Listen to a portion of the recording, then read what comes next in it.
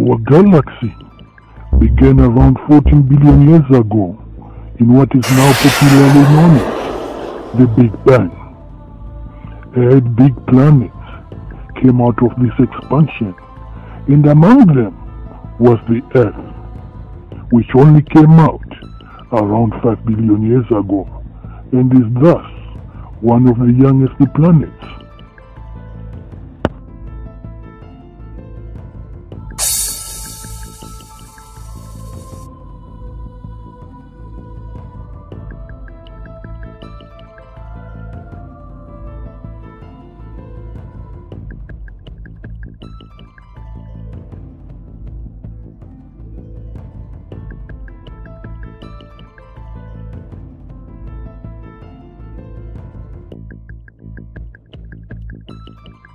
There are, however, several unsolved mysteries everywhere. We will look at one of the enigmas in the only continent starving of many answers, and thus shaped like a question mark, Africa.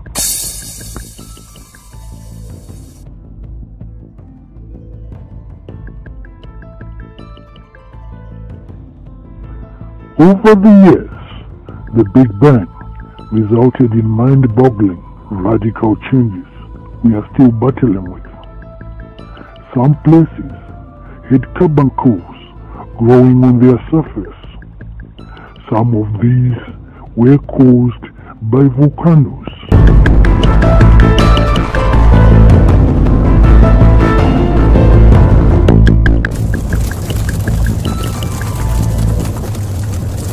The relentless power of a volcano created many a hill or even a mountain through their eruptions.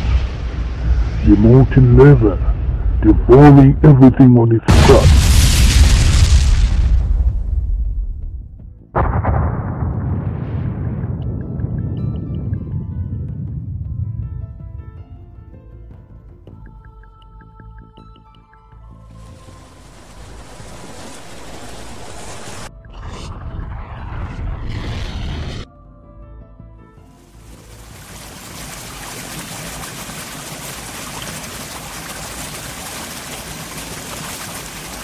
Almost 2,500 million years ago, in the Precambrian era, a volcano erupted in the terrestrial site at a place in Africa, a country called Zimbabwe, near a city now known as Masvingo, creating the granite hill that has become the epicenter of Great Zimbabwe.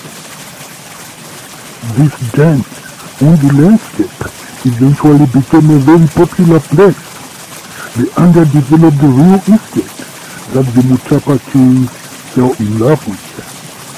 The seemingly desolate place, inviting anyone who dared tame and domesticate it with all its beauty, which was just more than meets the eye.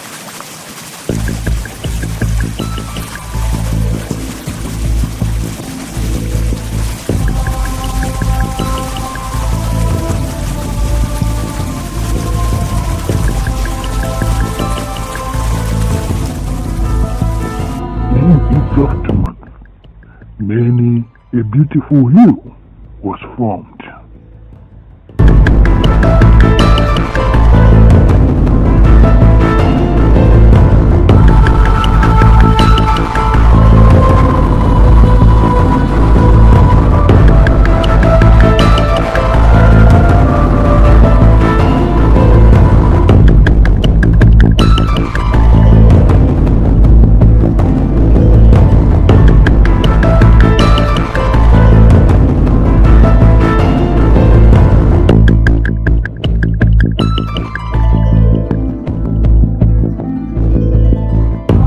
This documentary intends to give you a front row seat on the story behind the world popular Great Zimbabwe Monument. Not so long ago, a popular movie, The Black Panther, was the talk of every movie fan. Suddenly, everyone wanted to know if Wakanda really existed. One of the actors Chadwick Boseman, told the New York Times that while Wakanda was purely fiction, it was based on the Mutapa Empire, the great Zimbabwe Empire, the empire at the epicenter of this documentary.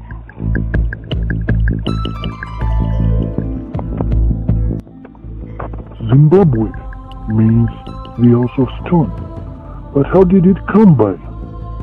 Our history shows us that Africans rated lowly on the balance sheet of most outsiders, riddled with misunderstood data, mistaken interpretations, misleading calculations, and wanton disregard of historical facts.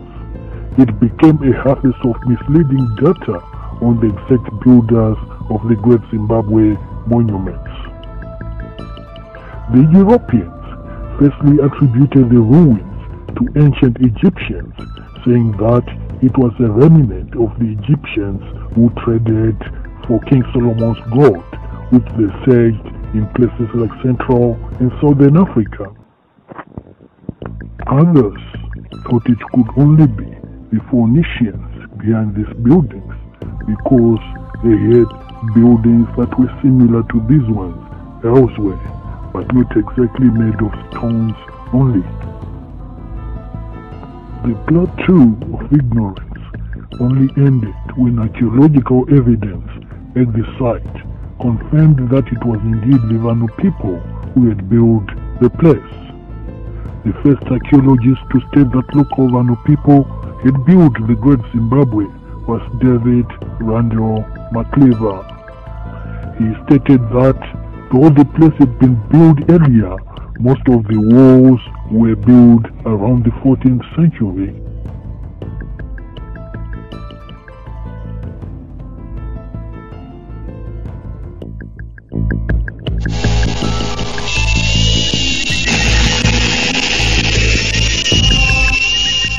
This mostly came out in 1931 when the then Rhodesian government engaged the renowned archaeologist Gertrude Carton Thompson to investigate the site. She did several excavations which showed that indeed the place was done by the Vanu Bantu people.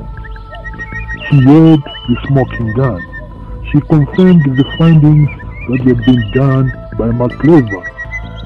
Her findings had the following conclusion. Examination of all the existing evidence, gathered from every quarter, still can produce not one single item that is not in accordance with the claim of Bantu origin and medieval date. The interest in Great Zimbabwe and the Allied ruins should, on this account, to all educated people be enhanced 100-fold. It enriches, not impoverishes, our wonderment at their remarkable achievement. It cannot detract from their inherent majesty, for the mystery of Great Zimbabwe is the mystery which lies in the still pulsating heart of native Africa.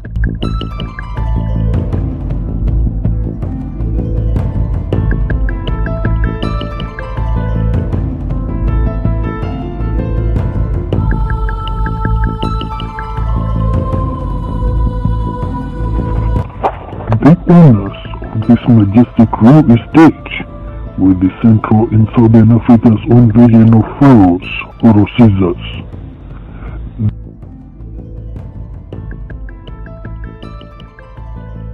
They have since been wrongly called the Monomutapas or Monomutapas. Their actual name, however, came from joining two words. The first, Mwene, which means the owner, and the second, Mutapa, meaning kidnapper or slave maker. The full name thus was Mwene Mutapa.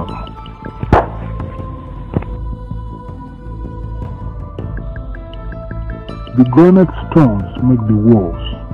Using other stones as sharp as steak knives, stones appearing like real bricks were made. There's nothing, no land, no cement, nothing holding the stones together, just pure finesse. But there is poetry even in this inertia of rocks. A great piece of art lies with scientific mastery. Carving itself is one of the conduits of this world, despite it being vivid, a true corner of this world, a sure sign of people gifted with great ingenuity, psychedelic art.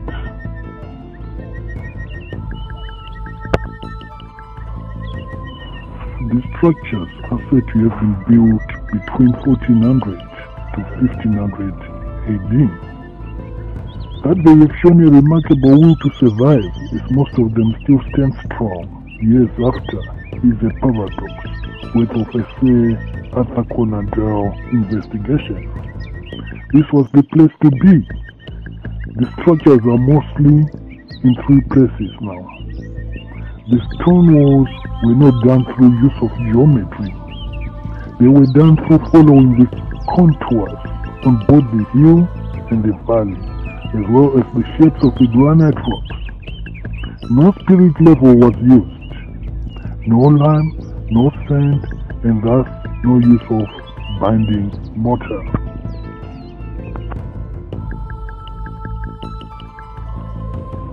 It is thought that at its height, an average 23,000 people stayed at or around the place, implying that it was highly populated.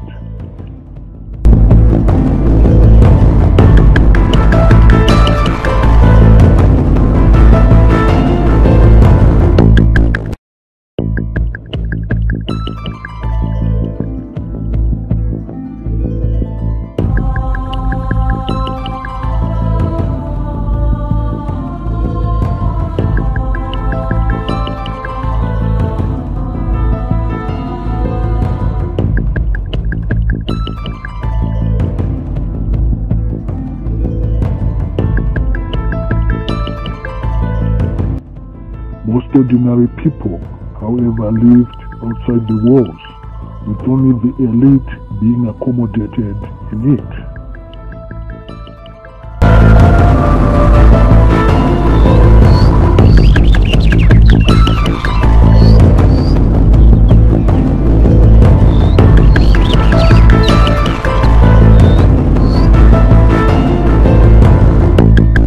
The elite included the leadership, which was the royal family, the guards for this family, who were the commanders, and the commandos also stayed in this area. There were also sekiros and the monderos, as well as other spiritual gurus.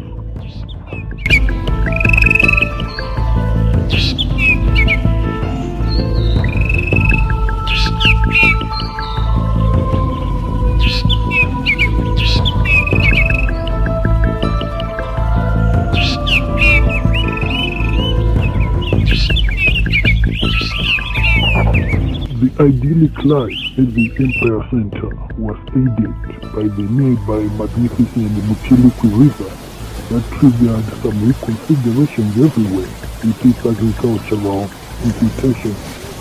The place was surreal.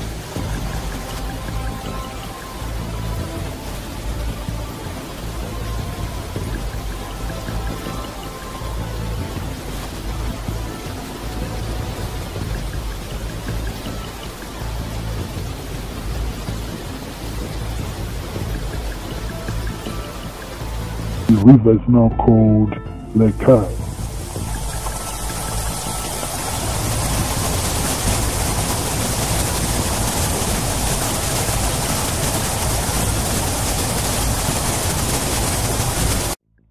Of the three main places for the capital, there was the first one, built at the summit of the hill.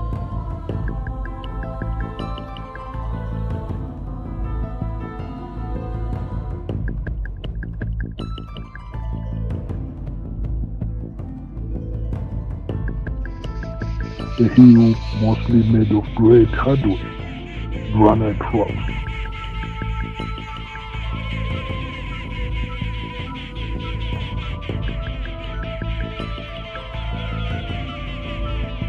rocks transformed to a vibrant art.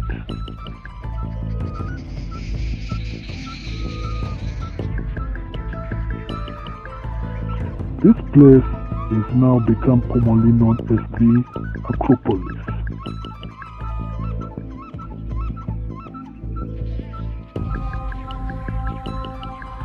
It is also known as the Hill Complex.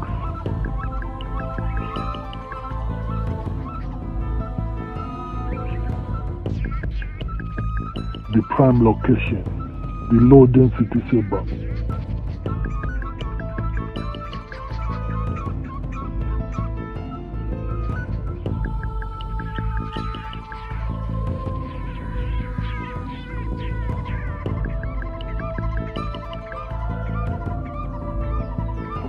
This is thought to be the first area that was built using the rocks.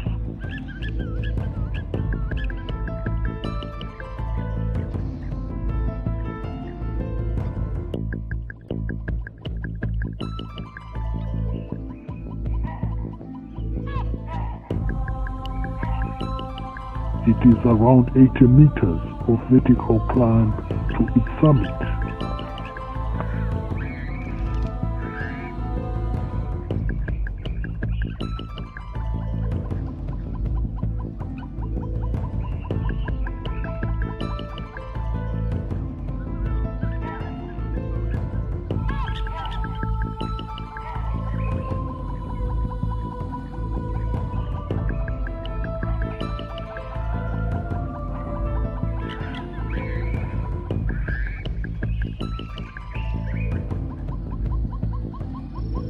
Initially, the stones were gathered many days before and kept ready just in case enemies came.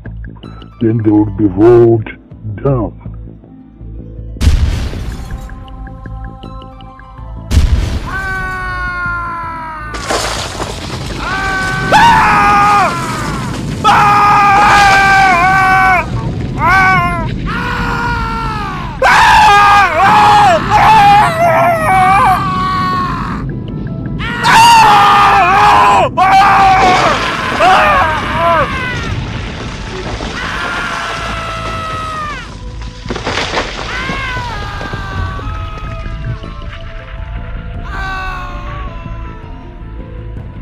But there was a silver lining.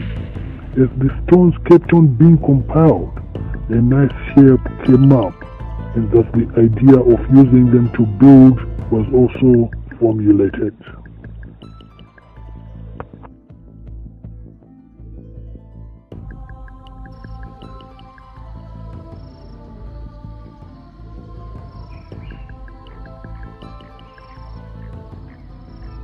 Climbing this hill was a mammoth task. Mastering the precipitous terrain would require an equivalent of a military training back then. It had a very steep slope. These days, however, it is lesser difficult, but still leaves many a climber trying to catch his breath, if not careful. There are now two places that can be used to enter or exit the hill. The old entrance is steeper to use. One is however held by the stairs for need to negotiate his or her way up. But it's never for the faint-hearted, as it literally takes your breath away. The newer entrance or exit is not child play either. It is located in the northern side of the hill and has many magnificent corridors with stoneworks sandwiching it in most places.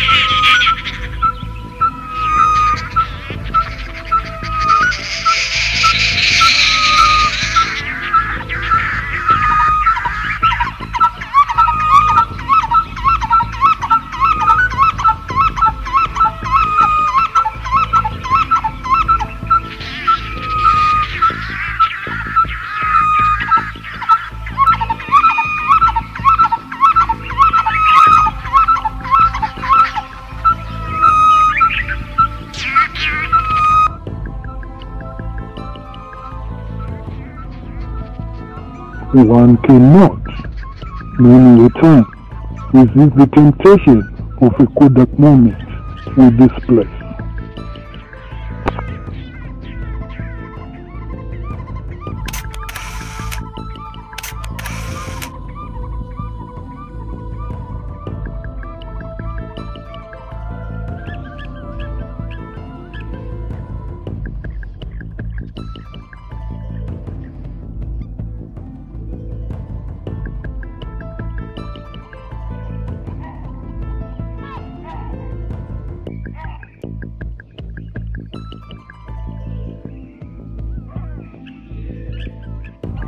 There is even a bench for one to catch his or her breath if tired.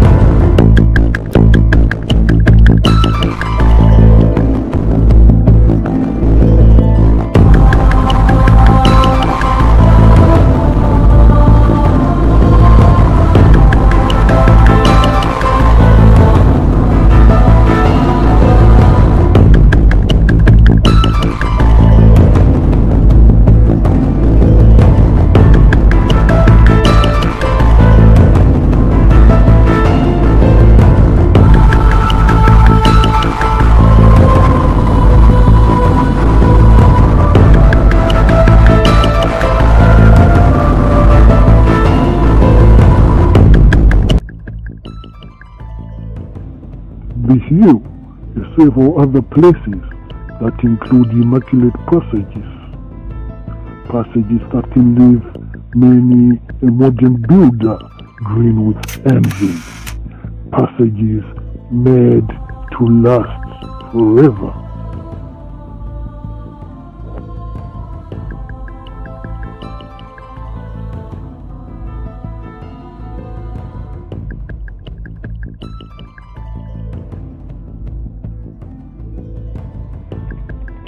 The true corridors of power that the passage of time never withered.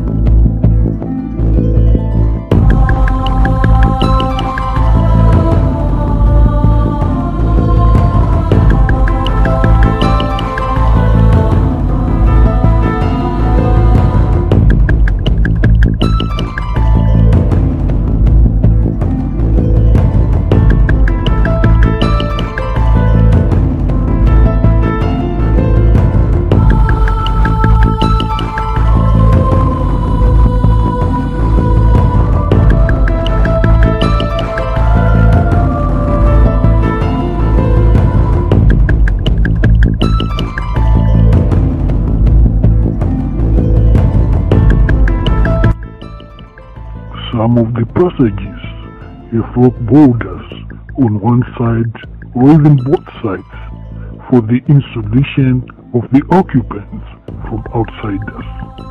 A perfect passage cum foxhole.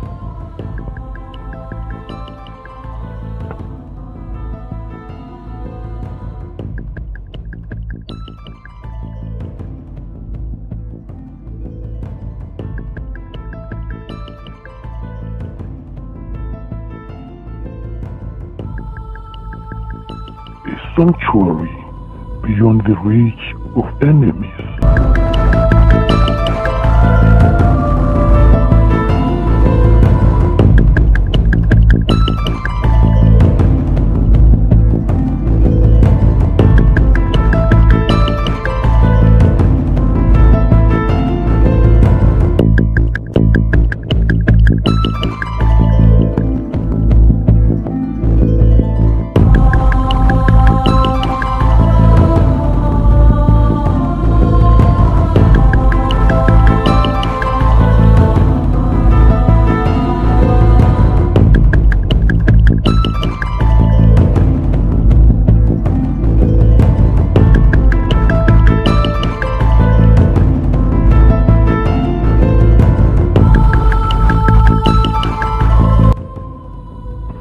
western side of this hill, where the western enclosure is located, was mostly the king's place. This is so because of all things, including horn-shaped stones, the monolith, the symbol of the bull, the leader, at the entrance of the king's place was very prominent. The king and his family mostly lived here together with his top advisors and guards.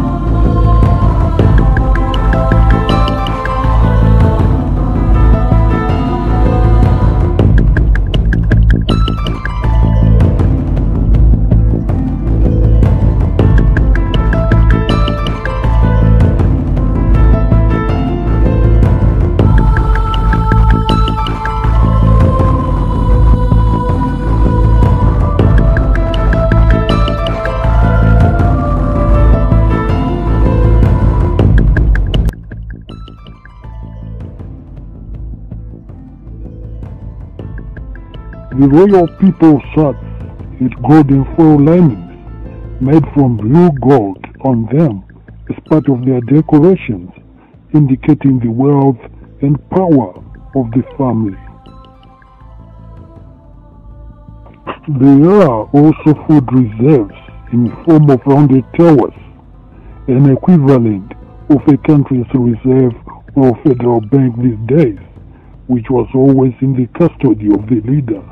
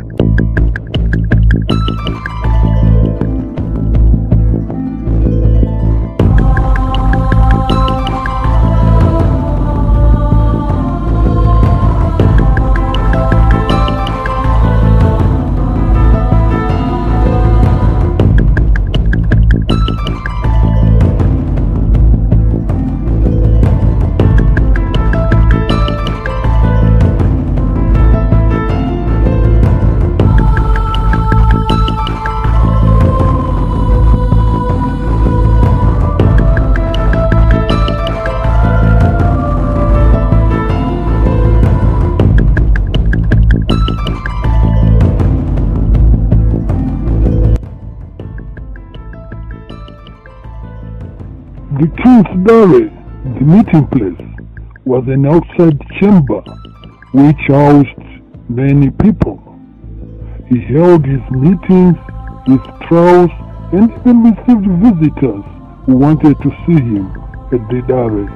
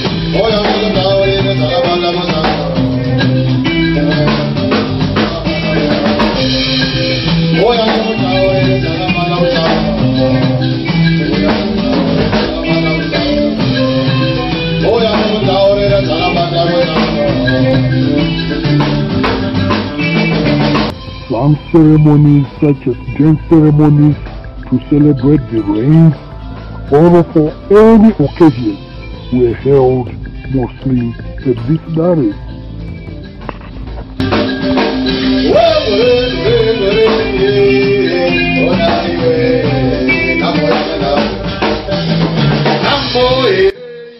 The Mutapa was always guarded by very strong men.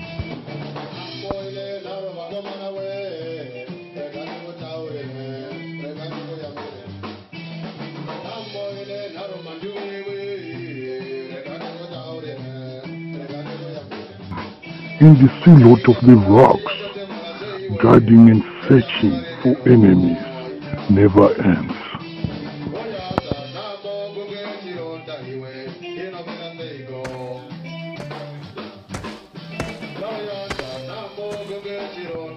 Some would go in pursuit of enemies.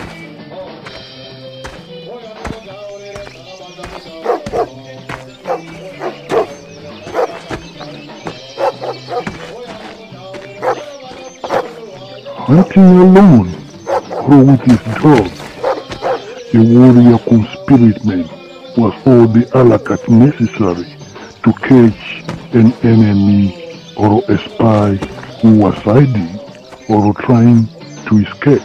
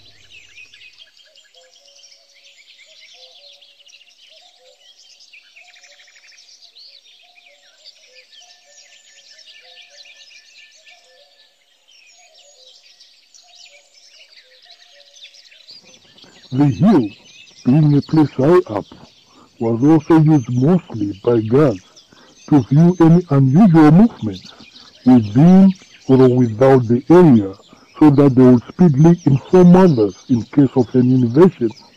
It was thus used as a fortress in one too many ways.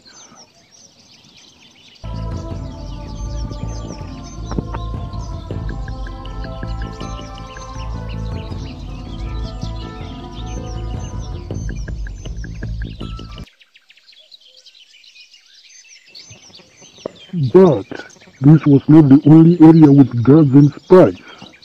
Others would be young cattle headers or just young people on the ground or even hunters.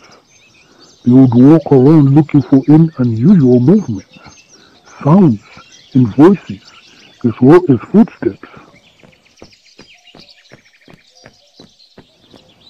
The spies, full of patriotism, caught at a tender age.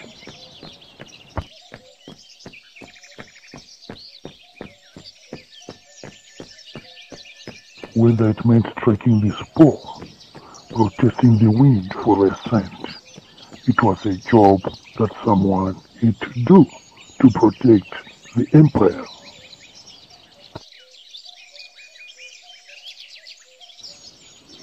They would put their ears on the ground to try and decipher any footsteps, nearer or far, and report back.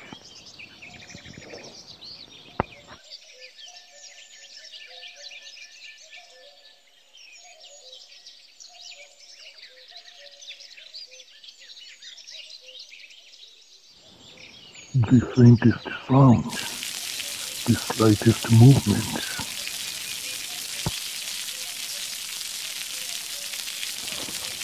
This was just surviving on the edge of existence.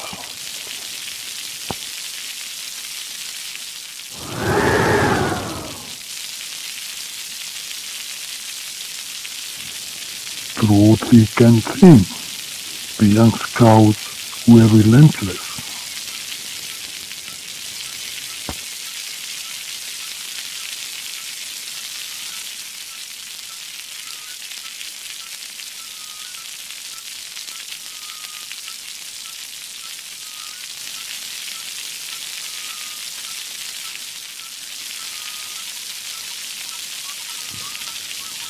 Rain or shine, it was a necessary duty to protect the kingdom from enemies hiding anywhere and everywhere, in forests, in caves, just about everywhere.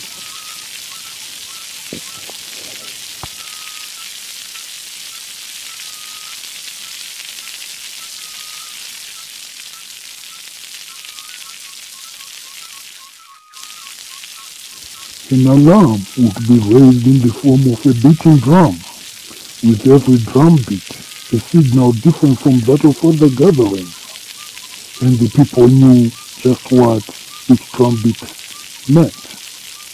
Horns would also be used, while drums and wamandas were used as signals to communicate any occurrence by the people on top. These would have distinct sounds, signifying danger, signifying a call for the captains only, signifying just anything to everyone.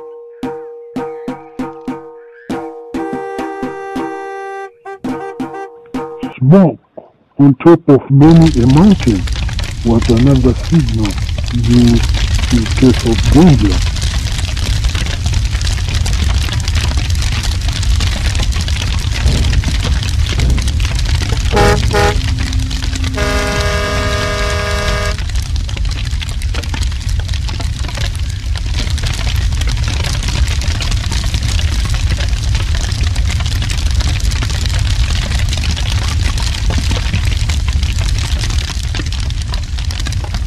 The eastern side consisted mostly of what is known as the eastern enclosure, which was largely some caves. This place was for spiritual purposes mostly. This was where most of the spirits and their families stayed. It was the sacred place where religion reigned supreme.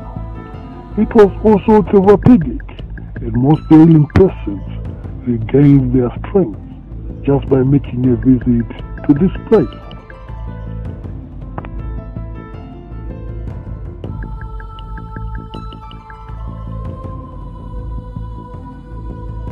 Several caves are in this area, caves that were the premier low-density suburb for the king's spiritual people, as well as the Ngangas, who were actually traditional doctors, chemists, and tricksters.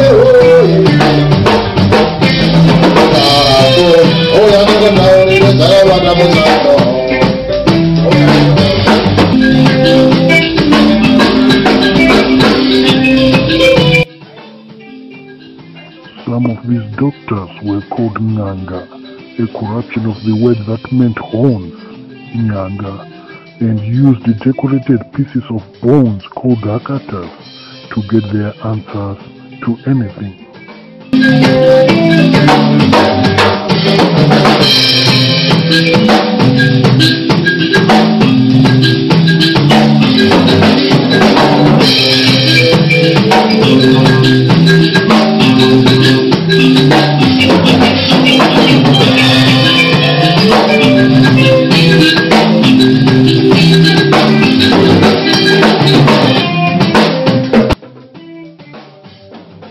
When a male child, reached puberty, some of the elderly people were responsible for engraving totems on the human.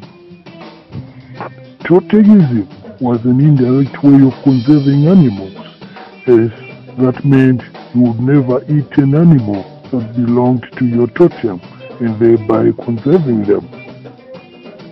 If one was of the so-called baboon family totem, as was the first Mutapa, like Nyatsimba Mutota, and his son who came after him Matope, then one would have a drawing of a baboon on his chest and belly through a razor-sharp hot spear.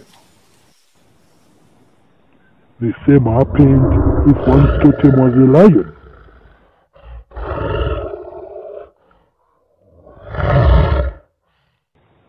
An elephant.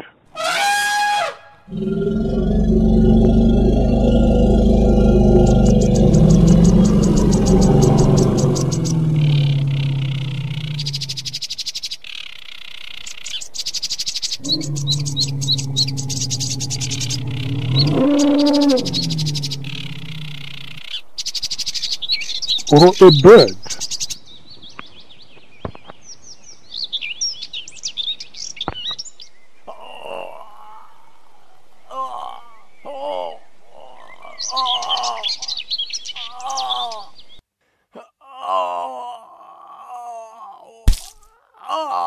A small price to pay for the honor one would get thereafter. Most bird symbols were located in this eastern area. Near this place is a rock which is naturally shaped like a bird.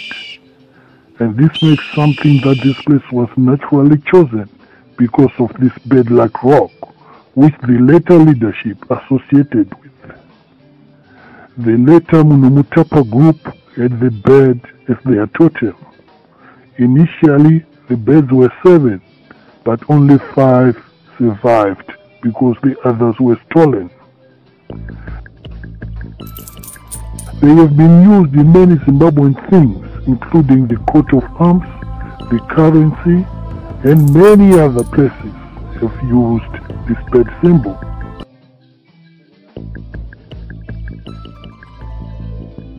The birds were also used to fight against any danger that included lightning. It was believed that the birds could defeat lightning. After all, no one had seen a bird being killed by lightning.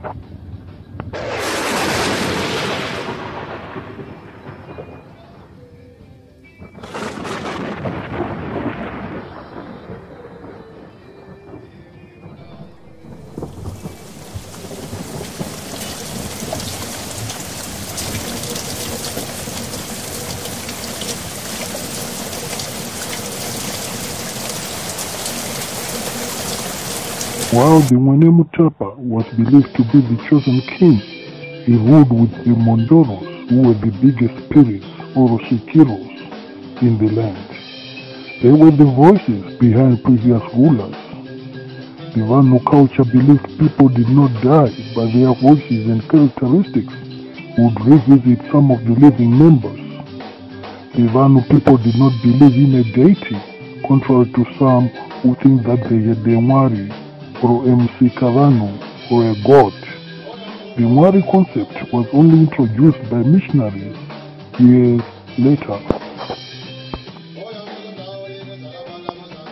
The Mwenemutapa territory was full of gold, but that gold could not just be given to any stranger without the king's authority. Anyone caught violating this received a straight death penalty.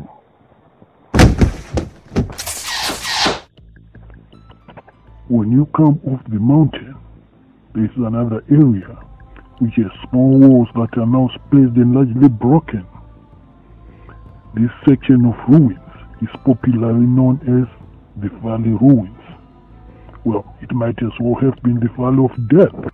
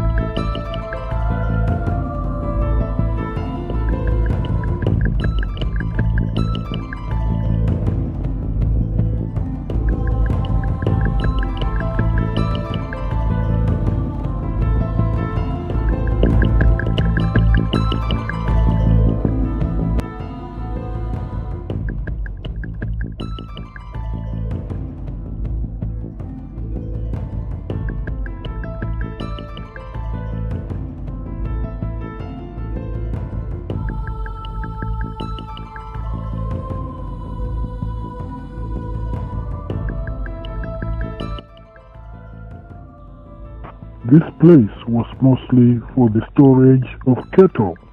The king received tax in the form of cattle from his indunas, the district commanders, as a sign that they were still loyal to him each year.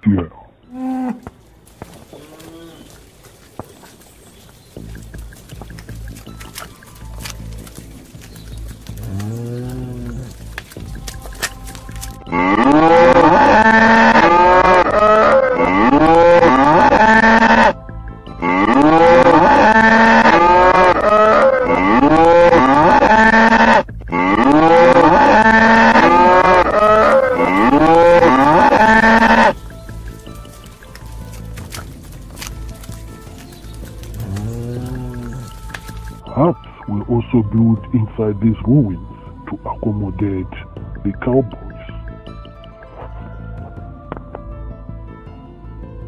A few meters from this place, but still on the valley, is the third place, known popularly as the Great Enclosure.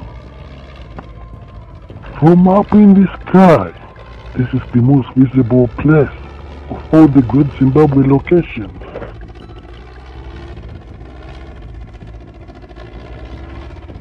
A beauty to any eye, even when several kilometers above.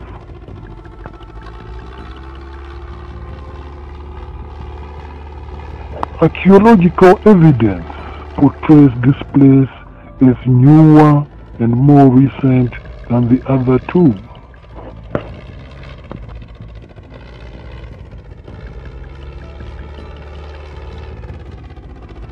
This is rated as the largest ancient construction in sub-Saharan Africa. The wall surrounding the great enclosure is around 2,760 meters long. Around 15,000 tons of granite rock were used in its construction.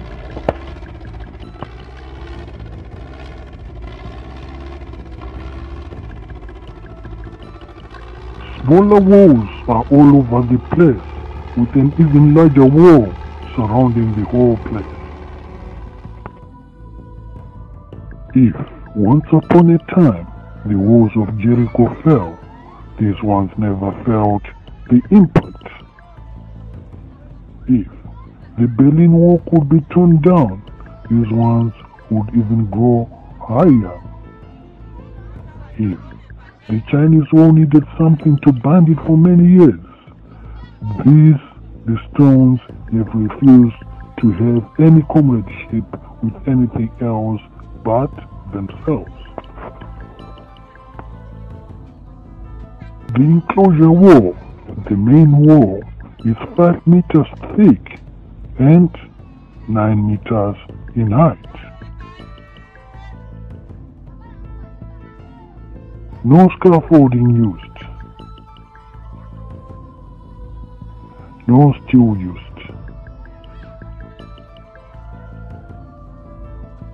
No cement. No hard-hit areas. No spirit level. Just the end result. Pure genius. Nothing can stop an idea whose time has arrived.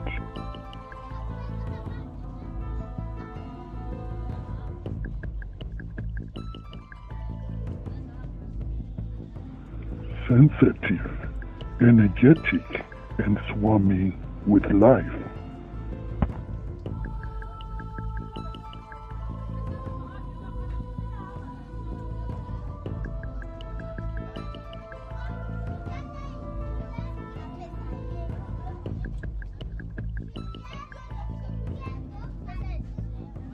So complex, so unclassifiable, an entity refusing all definitions as a single unit.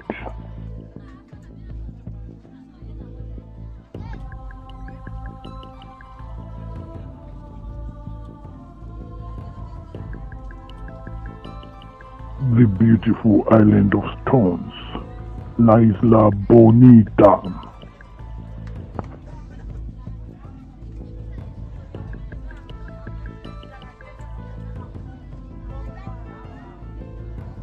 Here in the valley, the world seems to be constructed on a smaller but more delicate scale.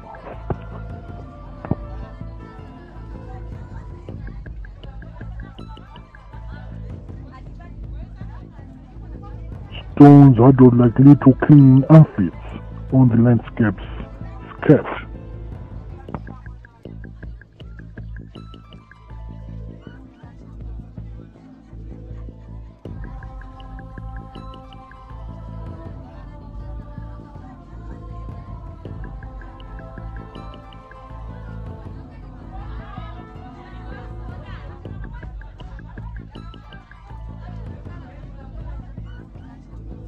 The great enclosure, the embodiment of the majesty that the Vanu people were once upon a time.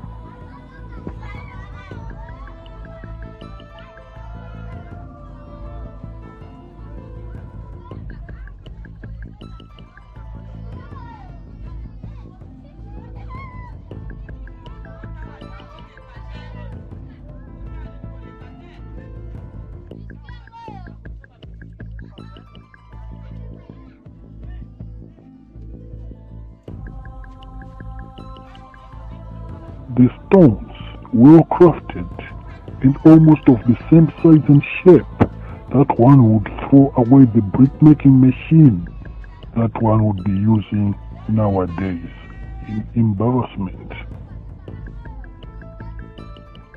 A few walls have collapsed now, but that most are still standing is where the mystery is.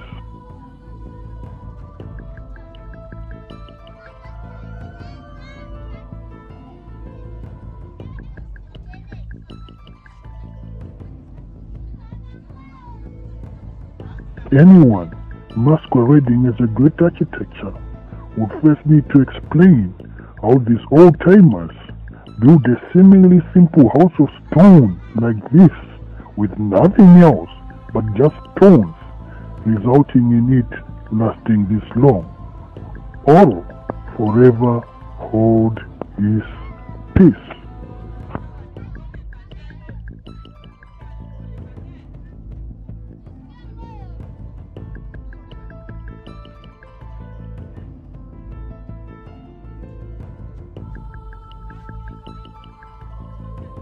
The great enclosure, the star, the moon, shining brightly, and has been for many years live from this terrestrial. If the beauty of the Stone Age faded away for most, here it got a new lease of life, an eternal life.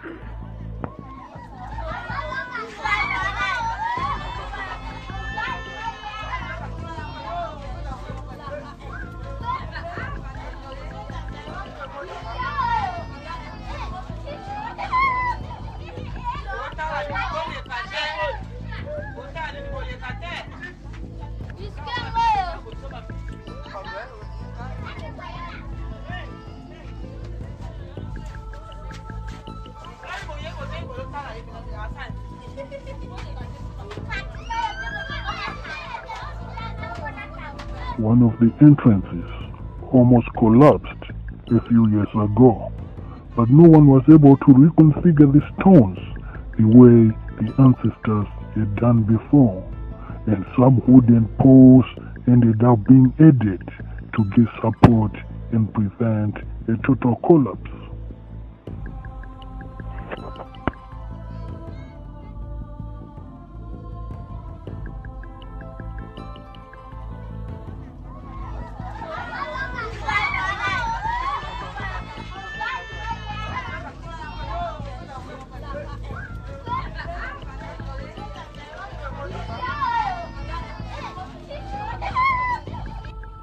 This took tenacity, but the Mutapa people had it in abundance.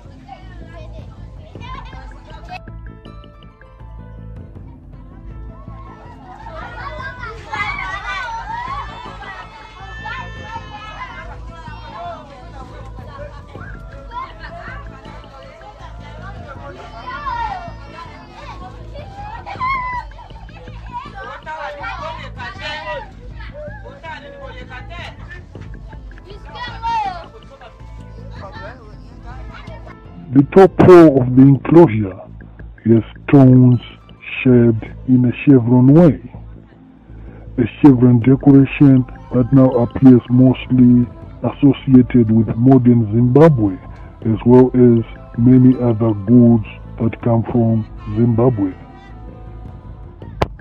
One of the entrances to the great enclosure is a mystic parabola passage. It appears like it came out of people endowed with the beauty of calculus. Of course, this is just another wonderland, leaving any competition to wonder. The geometry just ahead of its time.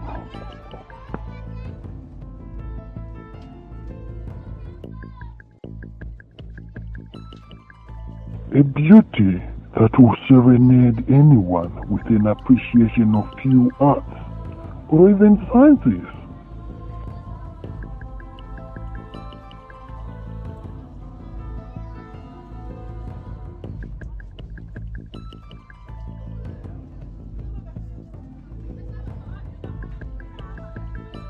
And here, unlike the passages in the hills, the walls are taller, and the main passage just goes on and on like a bad habit, as if it would never end.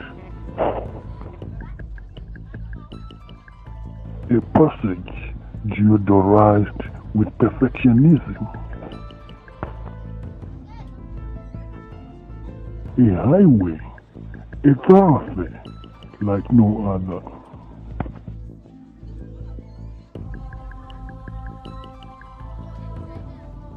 There is very limited commerce between these walls and the person walking in the middle. The passage is wide enough for one person walking through.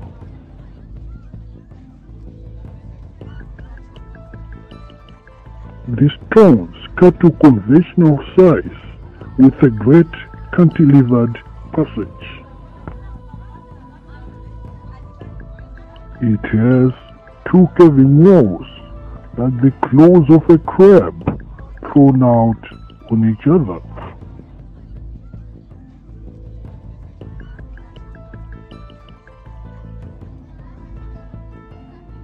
This causeway was constructed through a judicious use of rocks, resulting in an embodiment of strength and stability.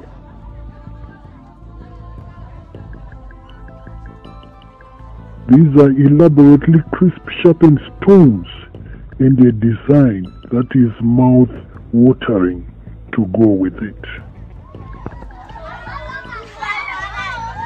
Like the insides of a sleeping prehistoric beast, a grey stone, prominent, running massive, lofty, hard, naked, straight, and attractive even at its summit. A blunted but mesmerizing grey stonework.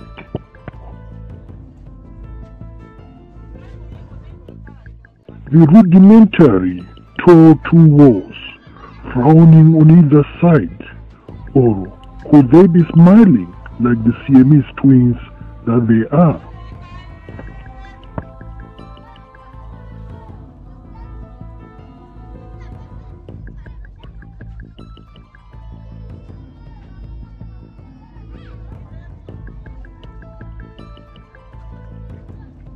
An aura of sacredness cannot be resisted as one walks through this passage.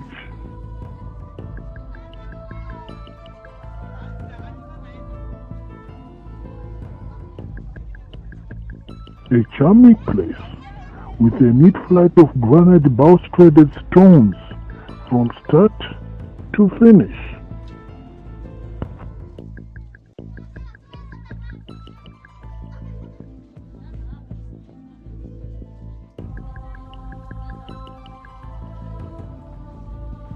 Made by the sultans of architecture, the grandmasters of stone beauty.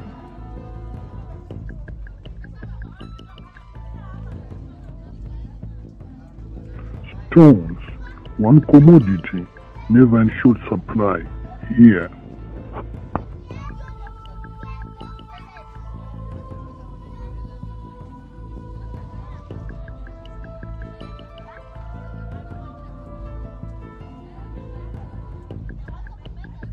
Long after any visitor is gone, he or she will always be dissecting about this big passage forever.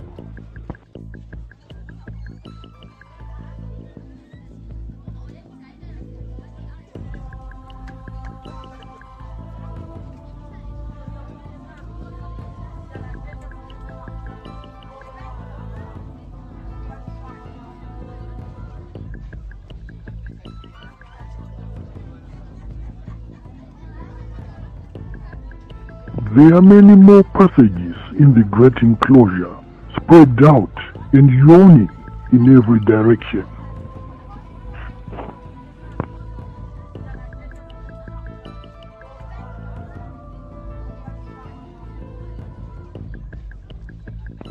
There are also several granaries in the great enclosure.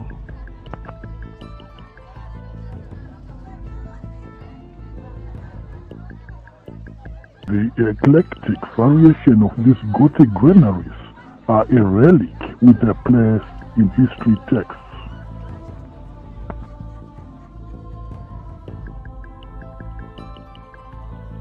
Granaries, some extremely big and some very small.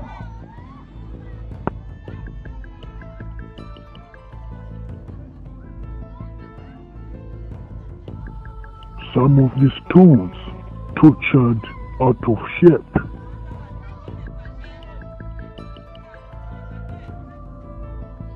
Each wife was in charge of at least one of them.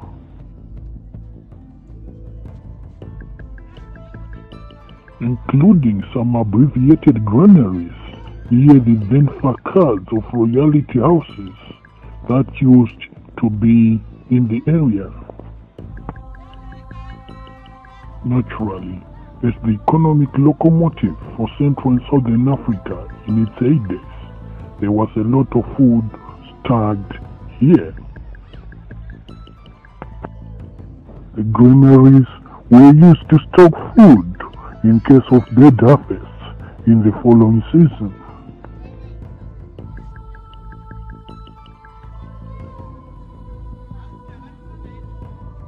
The granaries were always meeting the implicit demands of the community.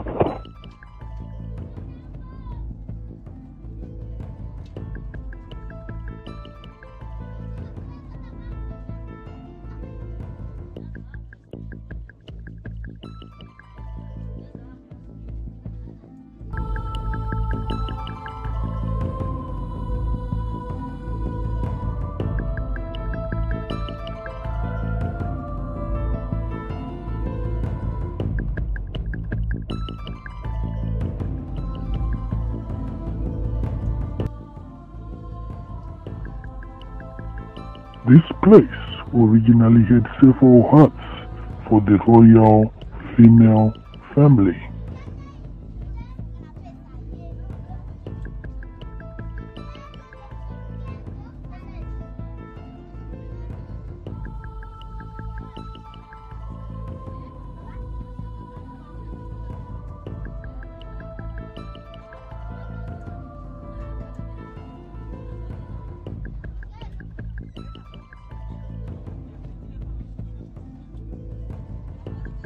It was an unwritten rule that women were never to be attacked in any warfare, so the females stayed here unprotected, with no fear of being harmed.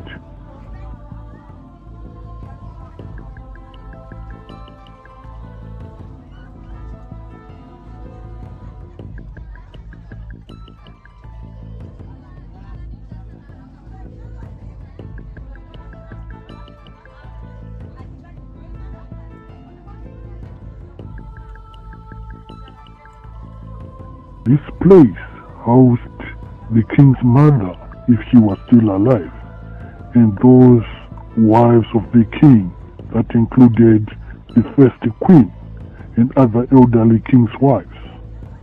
The smaller wives and younger wives mostly stayed with the king in the hill complex. The king's wives at the enclosure stayed with their assistances, and at its height it had around 3,000 people. At Robert Mugabe International Airport is a conical tower made in reminiscence of a great tower found at Great Zimbabwe. This conical tower has found its way in many things in independent Zimbabwe: postal stamps, currents, and many other things, all contain the conical tower. This huge conical tower is almost 11 meters in height, and its base circumference is around 6 meters.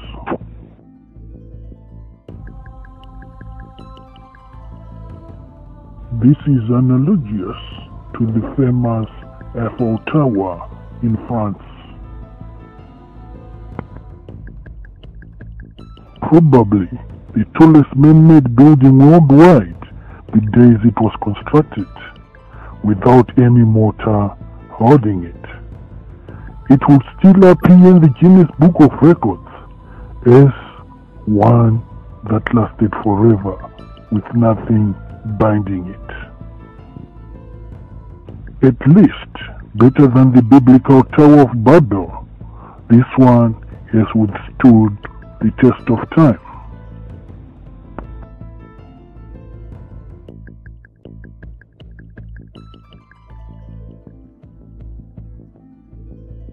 Supporting a narrow architrave which only gets narrower gradually to the top.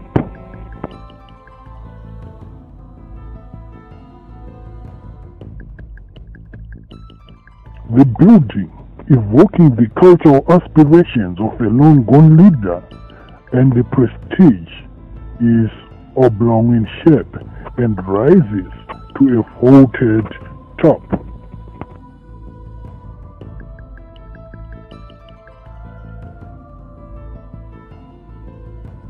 Indeed, even raising its colossal head through this pinnacle.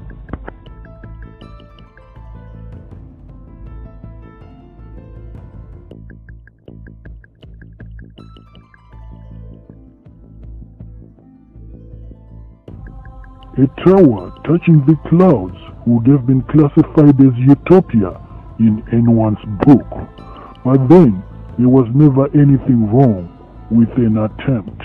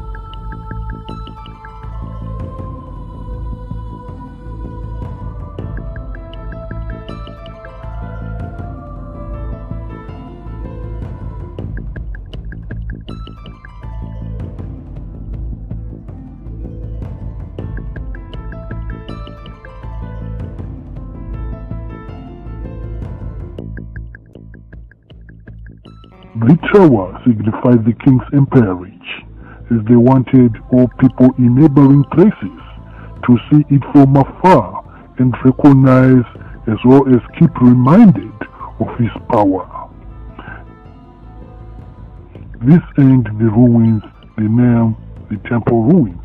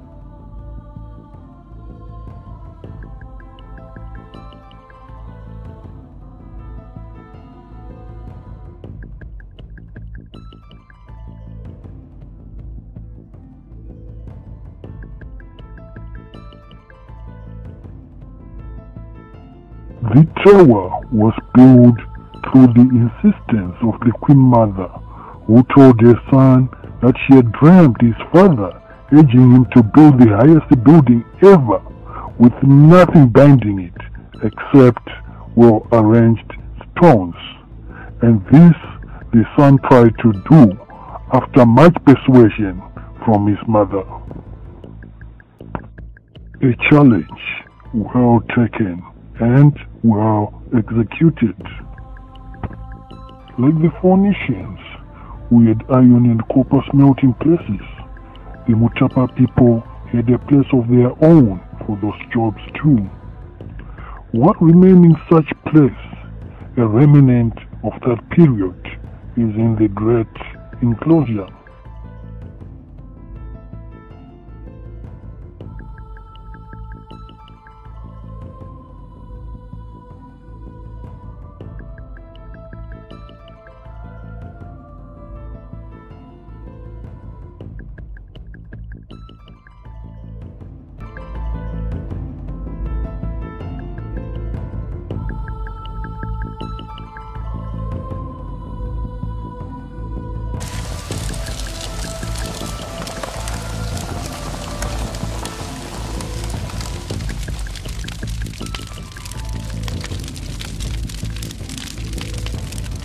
But with time, there was scarcity of easily obtainable iron and copper, and this place became part of the ladies' pantry, as it was located in the ladies' place, the Great Enclosure.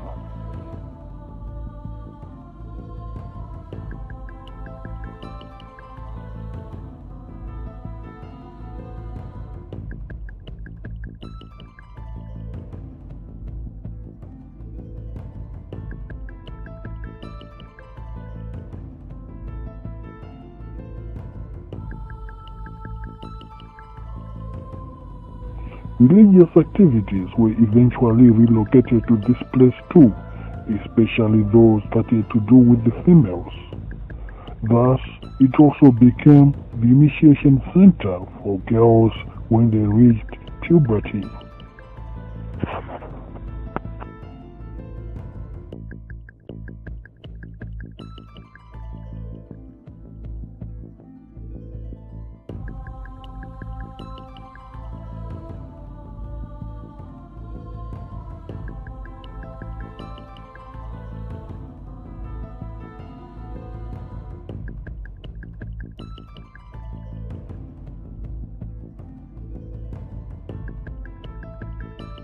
They had several things that they used for their rituals that included mats made of water reeds to relax on, to sit on, to sleep on, nicely crushed food using pestle and mortar and served through its wonder to remove the dirt, and Bila music, uniting the people, working together to have a healthy society with soulful melodies in the background. And also clay pots, popularly known as haris, would be used to make spiritual concoctions, whether in the form of soup, beer, or even food. But a ceremony was never a ceremony without the drummers and the drums. Bila, an instrument that emerged when the Mutapas still stayed in Mbile, was a must at every occasion, and the people would dance the night away if it called for that.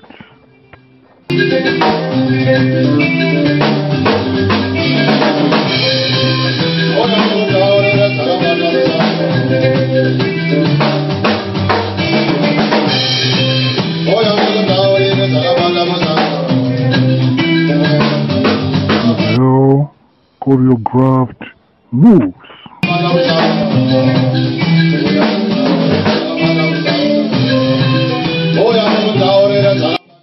With some weird gymnastics as part of the menu. Was there any part of their body that still wanted to live.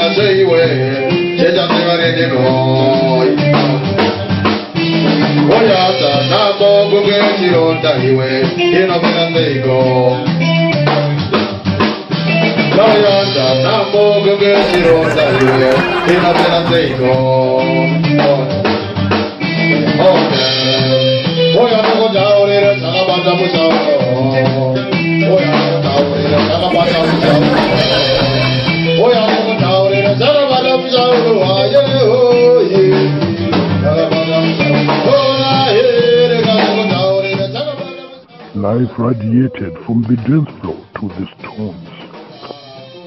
These stones, the rocks, they would all vibrate and echo in a delayed unison, in agreement with the song and the dance.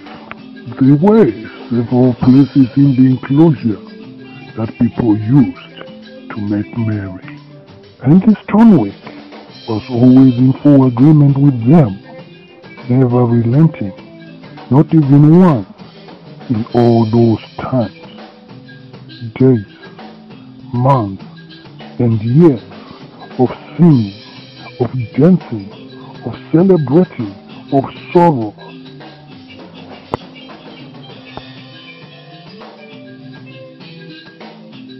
In a symmetrical Hochi-Pochi dwelling, getting all the noise, the cacophony, never ending. The lynching, polished stones surrounding, vibrating in unison to the beat.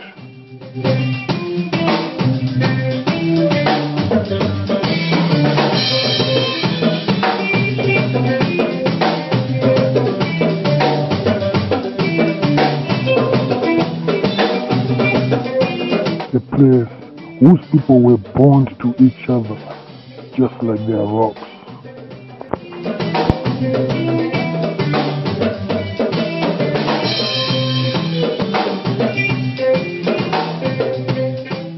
A place that has made an engineer cracking, wondering just what it was that gave it its staying power.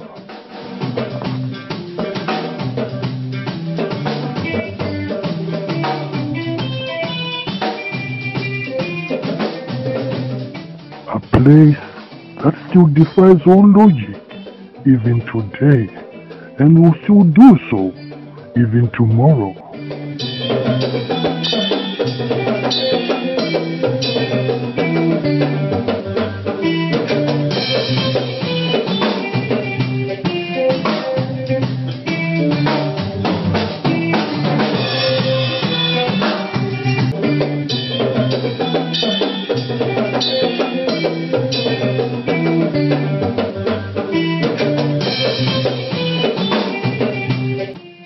A place, a dance floor, a house, a sanctuary, a wonder.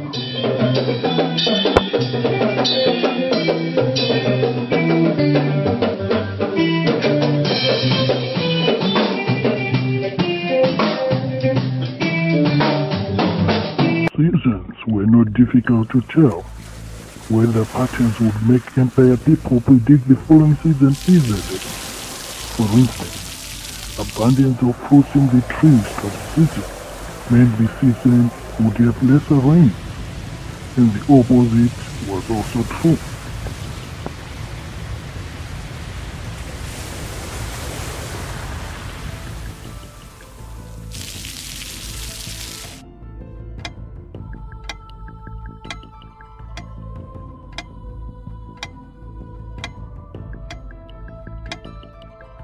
And just like in industrialized places, where chronometers were becoming common to verify the time of the day, the Mutapa Empire people had their way of looking at the time. Stones.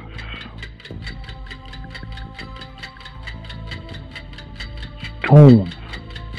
Stones erected straight up so that the people could read their shadows.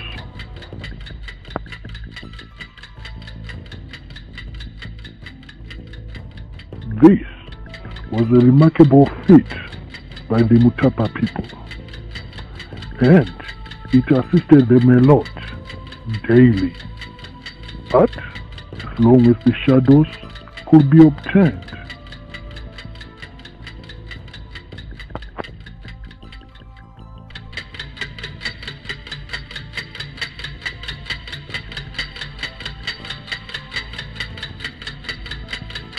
the shadows will tell the time of the day precisely from dawn to dusk. Every good thing must come to an end, and the Mutapa Empire had its seemingly unending gestation period, lasting around 700 years. But it had left a mark in many places. Several places echoed the Great Zimbabwe. Kami was built years after the height of the Great Zimbabwe. One of the earliest Mutapa settlements was Mapungubwe, which is in present-day South Africa. Nalatale is, like Kami, near Bulawayo City, but also close to Gweru City. These ruins were built years later. Hlodlo, also known as Danangome, is between Masingo and Gweru cities.